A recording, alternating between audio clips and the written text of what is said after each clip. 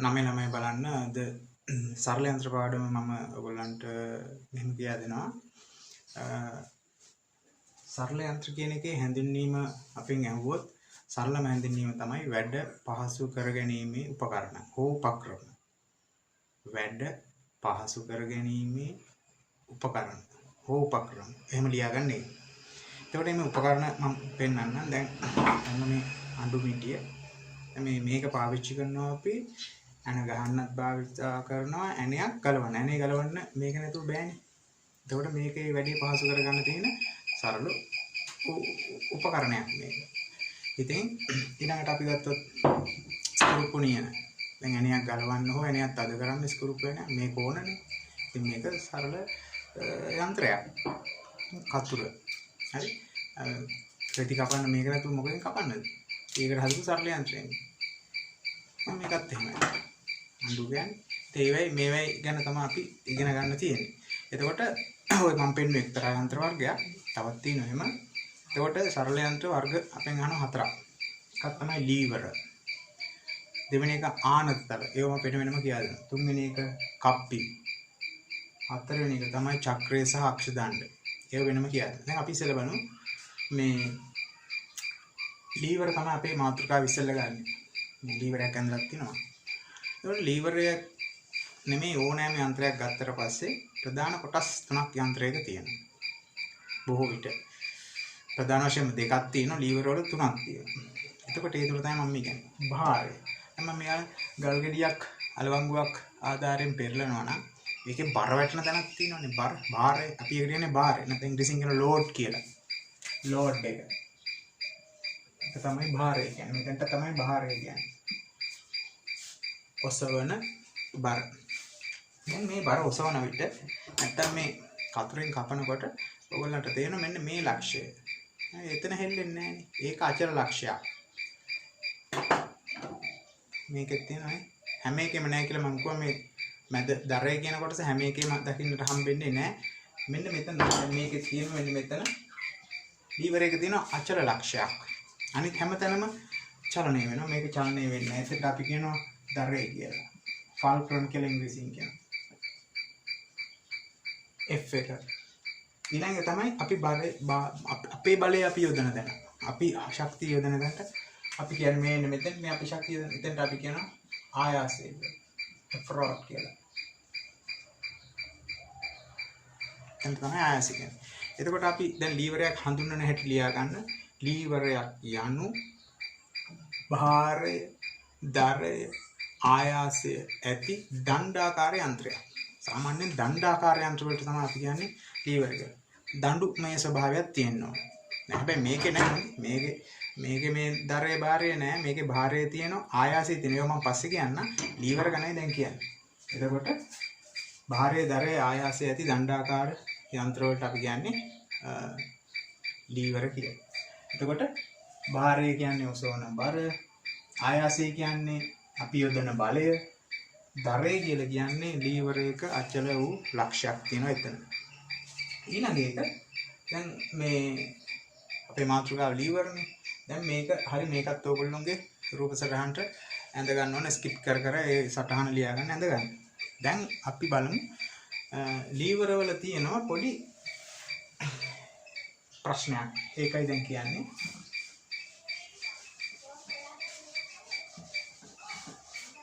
Lever වර්ග 3ක් තියෙනවා. වර්ග කියන්නේ අපි පන්ති කියලා කියන්නේ. පන්ති.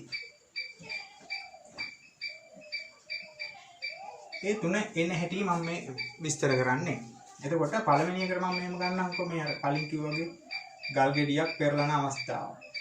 එතකොට මෙන්න මේක තමයි අපි වෙන්නේ භාරය වෙන්නේ. මෙතන තමයි අචල ලක්ෂය ධරය වෙන්නේ. මම එක අකුරයි ලියන්නේ. මෙතන තමයි ආයතනය. ඔය එක යන්ත්‍රයක් හොඳේ. දෙවෙනි යන්ත්‍රයට මම දානවා මේක. කවුරුත් දැකලා ඇති. මේකට කියන්නේ ගිරය කියලා. ගිරය. එතකොට මෙතනින් තමයි අපි අල්ලලා මේක තද කරන්නේ. අපිනේ මේක තද කරන්නේ. එහෙනම් ඒක තමයි ආයාසය. මෙතෙන්ට තමයි පුවක් ගෙඩියට හරි දෙහි ගෙඩියට හරි බර වැටෙන්නේ. ඒකට කියනවා භාරය කියලා. මේන්න මෙතන අචල ලක්ෂය. ඒක තමයි දරය. දැන් තුන්වෙනි එක මම මෙහෙම අඳිනවා මෙහෙම අවස්ථාවක් පේනවා ඇති මේ බිලී පිත්තා. බිලී පිත්තකින් මේ මාළුවෙක් අල්ලනවා. එතකොට බිලී පිත්තෙන් මාළුවෙක් අල්ලනකොට මාළුවාගේ තමයි බර තියෙන්නේ. එහෙනම් ඒක මෙතන තමයි භාරය තියෙන්නේ. එතකොට බිලී පිත්ත දාලා අල්ලනකොට අපි මේක බිලී පිත්ත කියලා හිතුවත් මෙතන තියලා මෙන්න මේ හරියෙන් තමයි අස්ස උස්සන්නේ. එතකොට මේ මෙතෙන්ට තියනවා කියන්නකෝ මාළුවා හයි වෙන තැන. මේක ළඟට තියලා මෙහෙම උස්සනවා. එතකොට අචල ලක්ෂ්‍ය වෙන්නේ මෙතන. ඒ කියන්නේ දරය. මෙතන තමයි එතකොට අපි ඉහළට අදින්නේ ආයාසයෙන්. දැන් ඔයගොල්ලන්ට පේනවා මේක එක ලීවරයක්. ඒ අර තුනම තියෙනවනේ. භාරය තියෙනවා, භාරය තියෙනවා, දරය තියෙනවා, ආයාසය තියෙනවා. ලීවර තමයි මේකත් ලීවර, මේකත් ලීවර, මේකත් ලීවර. දැන් හැබැයි ඔය භාරය, දරය, ආයාසය තියෙන දැන් පොඩ්ඩක් වෙනස්. දැන් ඒක මම මෙන්න රූප ස්ථාන කරනවා. පළවෙනි එක ඇඳපු එක මෙහෙම අදිනවා. දණ්ඩක් විදියට. භාරය මෙතන. මේක හොඳයි. දරය මැද. ආයාසය මේ කොනේ. මේක ඇඳ. දෙකට ගිරේ ඇඳපු එක. මෙන්න. ඒකේ කොනේම තියෙන දරය මැද. භාරය කොනේ ආයාසය. බිලී පිත්ත බලන්න. මේක තුන දාන්නම්. දරය මේ කොනේ. මේ ආයාසය මැද. භාරය මේ කොනේ. දැන් තේරෙනව නේද? තුනේ මේ ආයාසය, භාරය, දරය තියෙන ප්ලේසස් වෙනස්. මෙන්න මේ අනුව තමයි අපි ලීවර පන්ති තුන බෙදන්නේ. මේ විදිහට තියෙනවා නම් භාරය, දරය, ආයාසය වෙන විදිහට කිව්වොත් දරය මැද තියෙනවා නම් අපි ඒකට කියනවා ෆස්ට් ක්ලාස් ඒව කියලා. පළවෙනි පන්තිය කියලා. භාරය මැද තියෙනවා නම් ඒකට කියනවා දෙවෙනි පන්තිය කියලා. ආයාසය මැද තියෙනවට කියනවා තුන්වෙනි පන්තිය කියලා. දැන් මේක මතක තියාගන්න අමාරුයි නේ ඔයගොල්ලන්ට. ඒ නිසා මතක තියාගන්න ලේසි ක්‍රමයක් මම කියා දෙනවා. මම මේ මැද මෙහෙම ගත්තොත් මැද එහෙම ලියලා මම මේ දැන් මේක මකන ඔයගොල්ලෝ මේක ඇඳ ගන්න ඕනේ ස්කිප් කර කර ඇඳගෙන ඉන්න. දැන් මම මෙහෙම ලියනවා මේක. මෙන්න මෙහෙම වචන. ආ භා ද කියලා 321 දාන්න. මෙන්න මේක තමයි මතක තියාගන්න. මැද හොඳේ. මැද ආබාධ 320. මෙන්න මේක දන්නවනම් ලීවරේ පන්ති ඕන වෙලාවක් කියන්න පුළුවන්. දැන් බලන්න මැද භාරය තියෙන්නේ නෙමෙයි. මැද භාරය තියෙනවා නම් මෙයා දෙවෙනි පන්ති. මේ ක්ලාස් එක 2. මැද ආයාසය තියෙනවා නම් මේ මැද ආයාසය මේක තියෙන්නේ. මෙයා තුන්වෙනි පන්තිය. එතකොට මේකයි කෙටි සටහන. ලීවර එක පන්තිය හොයන්නේ මැද කියලා ලියලා ආබාධ කියලා ලියන 321. 3 2 1 දාන්නවා. එතකොට ඕනෑම ලීවර එක පන්තිය හොයන්න පුළුවන්. දැන් මම එක වෙනත් උපකරණයකින් කරලා පෙන්නනවා. අපි ගමු wheel barrow එකක්. wheel barrow. මෙන්න wheel barrow. ඔන්න රෝදේ. මෙතෙන්ට තමයි ඔයගොල්ලෝ මෙතනින් තමයි දැන් තල්ලු කරන් යන්නේ ආයාසය මෙතන. භාරය මෙතන. මෙතන තමයි දරය. දැන් මම කිව්වා මොකද්ද සූත්‍රය?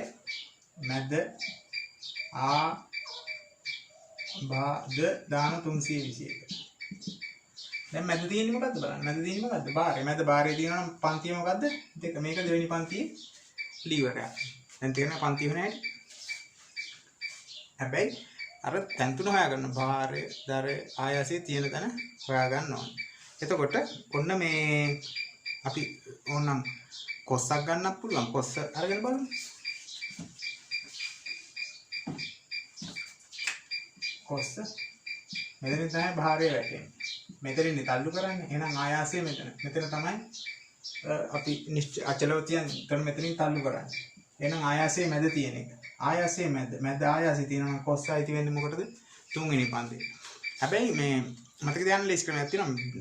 දෙවෙනි පන්තියේ ලීවර තියෙන්නේ දෙකයි. අපිට අහුවෙන්නේ. එකක් wheel barrow අනිත් එක ගිරේ. ගිරේ wheel barrow විතරයි දෙවෙනි පන්තියට අහුවෙන්නේ. අනිත් ඒවා යන්නේ එකටයි මේ තුනටයි. එතකොට ගොඩාක් ඒවා හම්බ වෙනවා තුන්වෙනි පන්ති. එතකොට මේ ඒ අන්තර මොනවද කියලා මම කියනවා. මෙන්න මේවා පළවෙනි පන්තියට අහන්න දැන් මම කතුර ගන්න තවත් එකක් බලන්න. කතුර දැන් මම පෙන්නේ කතුර මේක. කතුර මේ ආයාසයෙන් මෙතන දරේ මෙතන තමයි භාරය වැටෙන්නේ. එතකොට මැද තිබුණේ මොකද්ද? දරේ. මැද දරේ තියෙනවා නම් ටක් ගාලා මතකද? මෙතන දරේ තියෙන්නේ. එතකොට ආබාධ මැදනේ. අද ආබාධ 321. එහෙනම් දරේ මැද තියෙන්නේ මෙන්න. එහෙනම් මේක පළවෙනි පන්තිය. කතුර කියන්නේ පළවෙනි පන්තියේ යන්ත්‍රයක්. එතකොට සරල මේ ලීවරයක්. එතකොට එහෙමයි ඒක මතක තියාගන්න. උදාහරණ අපෙන් අහනවා මේ මොනවද මේවට කියලා ඉවරලා පළවෙනි පන්තියේ ඒවා දෙවෙනි පන්තියේ තුන්වෙනි පන්තියේ ඕගොල්ලෝ එහෙම තනියම කරන්න මෙන්න මේවට බලාගෙන පන්ති මොනවද කියලා මෙන්න මේ යන්ත්‍ර ටික ලියා ගන්න ටක් ගාලා එකක් තමයි කතුර හොඳේ අර ගලක් පෙරලන අවස්ථාව පෙරලන ලීය ඊට පස්සේ කටර් රඬුව සවල ඉදල හබල කොස්ස සවල ඉදල හබල කොස්ස ෆෝසෙෆ් එක ෆෝසෙෆ් කියලා හදක් තියෙන ඊට පස්සේ ගිරය විල්බරෝව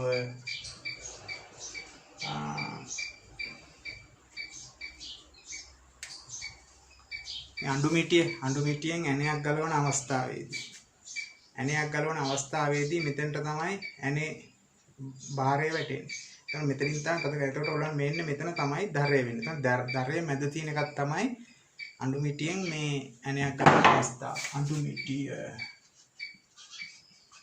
හරිනේ? මෙන්න මේවා තනියම අභ්‍යාසයක් විදිහට කරන්න මොන පන්තියටද අයිති වෙන්නේ කියලා. පන්ති වලට අයිති වෙන හැටි මැද තියෙන්නේ මොකද්ද කියලා විතරයි හොයාගන්න තියෙන්නේ. එතකොට තමන්ට ඉක්මනින්ම හොයාගන්න පුළුවන් මේ පන්තිය මොකද්ද කියලා ලීවර. ඊට පස්සේ අපි දැන් ලීවර එක මෙහෙමක් තියෙන කොටසක්. මෙහෙම ගලක් පෙරලන අවස්ථාව ගත්තොත් මේ මෙතනනේ දරේ මේ ගමේ මිනිස්සු කියන්නේ මේකට චප්පාව කියලා. මෙන්න මේ දිගට අපි කියනවා බාර බාහුව කියලා. බාර බාහුව. මේ දිගට කියනවා මොකද්ද? ආයාස බාහුව කියලා. එහෙනම් ලීවර එක තියෙන බාහුව දෙකක්. බාර බාහුවයි ආයාස බාහුවයි. හරි? ඒකත් පැහැදිලි. එතකොට මේක බාරය මෙතන දරේ ඉඳලා තමයි එතකොට දුර මනින්නේ. එතකොට දැන් අපි යන්ත්‍රයක් භාවිතා කරන්නේ අපිට යන්ත්‍රයේ වාසියක් තියෙන හින්දා. වාසියක් තියෙන්න බෑ. එහෙනම් දැන් අපේ මේ අත මේ යන්ත්‍රයක් ලීවරයක්. අන්න ඒකත් මම පොඩ්ඩක් වෙනම කියා දෙනවා. මේකේ අඬුමිටිය යටින් අතක් දා ගන්න හොඳේ. අත කියන එකත් අර මම ඇඳලා පෙන්නන්න මොකක්ද කියලා. දැන් මෙහෙමයි අපේ අත තියෙන්නේ. මේ ඇඟිලි දාන්න මෙතනින් තමයි වැලමිට හන්දියෙන් තමයි නැවෙන්නේ. දැන් මෙතන අපි කියමු මෙතනින් අපි බරක් ඔසවනවා. මේ බර ඔසවන්න නම් මේ පන්තිදී අපි උගන්වලා තියෙන පේශි වෙන්නේ මෙහෙමයි. පේශි වෙන්නේ මේ අස්තිය මෙතෙන්ටයි. මේ අස්තිය මෙතෙන්ට. එතකොට මෙන්න මෙයා තමයි මේක ඔසවන්නේ. මේ පේශියෙන් ඔසවන්නේ. මෙතන භාරය. මෙතන තමයි එතකොට ආයාසය. මෙන්න මෙතනයි දරය. ආයාසය මෙතන. අතේ ඒක මතක තියාගන්න. අතේ දරය වෙලමිට ආයාසය කියන්නේ මේක සවි වෙච්ච කණ්ඩරාව මේ පේශිය. ඒ කියන්නේ උස්සන්නේ මෙහෙම. බර වැටෙන්නේ මේ අතට. එතකොට මෙන්න මේක තමයි එතකොට අපේ එහෙනම් ආයාස බාහුව මෙතන ඉඳලා ඒක දිගයි මේ ආයාස බාහුව මේක දිගයි. sorry බාර බාහුව දිගයි මේක බාර බාහුව මේක තමයි මෙතනින් මේ ආයාසය දෙන්නේ මෙන්න මේ පොඩ්ඩ තමයි ආයාස බාහුව කොටයි අපේ යන්නේ. බාර බාහුව දිගයි. මෙතන තමයි එතකොට මෙතන දරේ තියෙන්නේ. මැල මිට කියන්නේ දරේ. මේක අඳින්න හදිසිය කිව්වොත් එහෙමයි ඒක අඳින්නේ. දැන් මේක නම් ආයාස බාහුව දිගයි. මේකේ බාර බාහුව දිගයි. ඒකේ වෙනම කතන්දරයක් අපිට වෙනම ඉගෙන ගන්නක් තියෙනවා. ඒක වෙනම මම කියන්නම්. දැන් මම දැන් කිව්වේ මේ යන්ත්‍රයකින් අපිට වාසියක් තියෙන්න බෑ. ආන්නේ වාසියට අපි කියනම වාසිය තමයි මෙකැනිකල් ඇඩ්වාන්ටේජ් වත් යාන්ත්‍ර වාසිය කියලා. යාන්ත්‍ර වාසිය අපි හොයන්නේ මෙහෙමයි. ඒකට අපිට සූත්‍රයක් කෙලින්ම දීලා තියෙනවා. වෙන විදිහට කිව්වොත් භාරය මේ අපි යොදන ආයාසයෙන් මේ කොච්චර භාරයක් ඔසවන්න පුළුවන්ද කියන එක මෙතන බලන්නේ. නැත්තම් කියන්නේ භාරය වගේ කී ගුණයක්ද ආයාසය? ආයාසය වගේ කී ගුණයක්ද භාරය කියලායි මෙතන බලන්නේ. එතකොට මෙහෙම කිව්වොත් යාන්ත්‍ර වාසිය සමානයි භාරය බෙදීම ආයාසය. ඕකයි සූත්‍රය. ඉතින් මේ කියන්නේ මේ ආයාසය වගේ කී ගුණයක භාරයක් ඔසවන්න පුළුවන්ද කියන එකයි මේකෙන් අපි බලාපොරොත්තු වෙන්නේ. ඒ කියන්නේ අපි යොදන අපි කියමු කිලෝ 10 මේ කිලෝග්‍රෑම් 10ක ආයාසයක් යොදනවා. ඒකෙන් 100ක් ඔසවන්න පුළුවන් නම් අපිට ලොකු වාසියක් තියෙනවනේ. දැන් මේ රූපයන් දෙකයි. දැන් අපි කියමු මෙතන මේ නිව්ටන් 500යි භාරය. මෙතනින් අපි මේක ඔදන්න 100ක් යදුවොත් අපිට වාසියක් තියෙනවනේ. ඒ කියන්නේ 100කින් 500ක් ඔසවන්න පුළුවන් නේ. නේද? එතකොට වාසියක් තියෙනවා. මේ ඒකයි යාන්ත්‍ර වාසිය සමීකරණය මෙහෙම අරන් තියෙන යාන්ත්‍ර වාසිය සමානයි භාරය බෙදීම ආයතන. භාරය මනින්නේ නිව්ටන් වලින් ආයාසයත් නිව්ටන් කැපිලා යනවා. එතකොට යාන්ත්‍ර වාසියට ඒකක නැහැ. අපි මේක එතකොට අපි සූත්‍රයක් මෙහෙම අරගන්න ඕන. යාන්ත්‍ර වාසිය කියන එකේ තේරුම අහුවොත් ලියා ගන්න. භාරයට ආයාසය දරන අනුපාතය යාන්ත්‍ර වාසියයි. භාරයට ආයාසය දරන අනුපාතය යාන්ත්‍ර වාසියයි. ඒකෙන් තේරෙන්නේ ආයාසය වගේ කී ගුණයක් භාරය තියෙනවද කියලා. ආයාසය වගේ කී ගුණයක් භාරය තියෙනවද කියලා තමයි බලාපොරොත්තු වෙන්නේ. දැන් අපි මේකට ආදේශ කළ බැලුවොත් මේ කලින් ඇඳුම් එක මේක 500යි නම් මේක ආයාසය 100යි නම් භාරය 500යි නිව්ටන් ආයාසය 100යි නිව්ටන් කැපිලා යනවා. බිංදු දෙකට බිංදු දෙක කරන උත්තරේ එනවා 5. එහෙනම් අපිට තේරෙනවා ආයාසය වගේ 5 ගුණයක් මේකෙන් ඔසවන්න පුළුවන් කියලා. එහෙනම් අපිට යාන්ත්‍ර වාසිය කීයද? 5ක් වෙනවා. හොඳ යන්ත්‍රයක් නම් යාන්ත්‍ර වාසිය එකට වඩා වැඩි වෙන්න ඕන. ඒක තේරුම තමයි දැන් අපි කිව්වොත් මෙහෙම. අපි කප්පියක් ගනිමු මෙහෙම. කප්පි වෙනම ගන්නවා. මෙතන කප්පියක් තියෙනවා. මෙතනින් කිලෝ නිව්ටන් 500ක් තියෙනවා කියලා හිතන්න. ඒ නිව්ටන් 500 අදින්න මෙහෙම නිව්ටන් 500ක් අත්‍යවශ්‍යයිනේ. නේද? එතකොට මෙතන භාරය 500යි ආයාසයත් 500. වාසියක් තියද? යාන්ත්‍ර වාසියක් නැහැ. යාන්ත්‍ර වාසිය එකයි උත්තරේ එන්නේ. ඇයි? 500 බෙදීම 500. එහෙනම් මේ තනි කප්පියක් ගත්තාම යාන්ත්‍ර වාසිය එකයි එන්නේ. එහෙනම් ඒක වාසිදායක යන්ත්‍රයක් නෙමෙයි. නමුත් ඒක භාවිතා කරන්න හේතු තියෙන එක කප්පියට තේ කියා දෙනවා. යන්ත්‍රයක් හොඳ වෙන්න නම් මොකද්ද වෙන්න ඕන? යාන්ත්‍ර වාසිය එකට වඩා වැඩි වෙන්න. එකට වඩා දශමයක් හරි වැඩි වුණොත් තමයි යාන්ත්‍රය හොඳ වෙන්නේ. නැත්නම් ඒකේ තේරුමක් නැහැ. මේ අවස්ථාව යොදා ගන්න හේතුව මම කොහොම පස්සේ කියා දෙනවා කියලා. හොඳයි. මේ ආසිතව ගැටලු ඔයගොල්ලෝ විසඳන්න ඕන. දැන් මේක කොටස පැහැදිලි තියෙයි කියලා මම විශ්වාස කරනවා. අපි ඊළඟ කොටස ඊළඟ වීඩියෝ එකෙන් දාන්නම්.